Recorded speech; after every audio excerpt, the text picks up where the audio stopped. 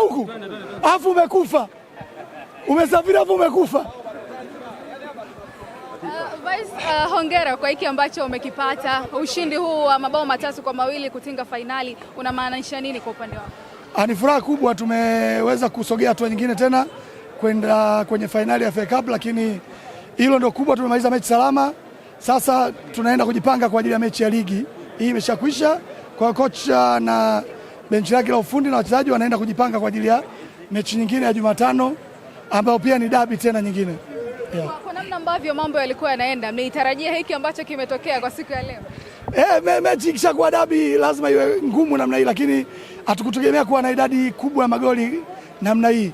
Tunafunga, tunarudi half time, wanarudisha kitu, tunafunga tena, wanarudisha, tunakuwa tuko mchezaji mmoja down, tumepungua. Kwa hiyo tumepambana na wachezaji wametoa kwa asilimia kubwa mpaka dakika ya mwisho na tumeweza kupata goli la 3 na hatimaye sisi ndio Mwenyezi Mungu alituandikia leo. Amechukua tuzo ya mchezaji bora na siku chache tu zilizopita ametoka kuongezewa mkataba. Pengine ndio sema kete muhimu ambayo mmeibakisha ndani ya klabu ya Azam.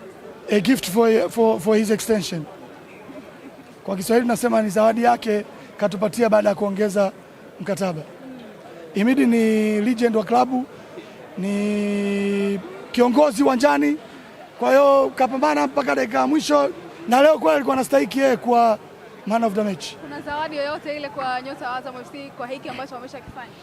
Bonus zetu sisi ziko za kawaida tu, kila mechi tukishinda kuna bonus, kwa hiyo bonus yao ipo kama kawaida. Malengo yametimia? Malengo bado hayajatimia, malengo mpaka tuchukue vikombe. Kwa hiyo bado sisi tumesogea tu fainali, kwa hiyo malengo bado na ligi haijaisha bado. Tunakutana na Simba Sports Club. Hamna shida, Simba tushakutana nao mara 3 msimu huu.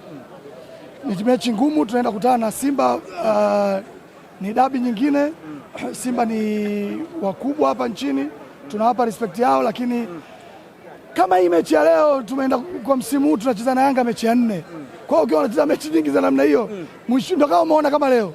Kwa hiyo hao wanakuja. Kwa hiyo ugeni tukicheza kesho kutwa labda na Mashujaa hapa na Pamba, kwa msimu mmoja mzangu mechi 2 tu. Sasa hizi tunacheza mechi nyingi. Simba msimu huu tushacheza mechi 3, tunaenda kucheza nao tena mechi nyingine ya 4. Kwa hiyo mechi itaenda kuwa ngumu kwa sababu Simba nao wakubwa wako vizuri, kutoka dirisha dogo wamefanya usajili mzuri na usajili wao umeclick. Kwa hiyo wana timu nzuri na hatimaye tutaenda kupata fainali nzuri.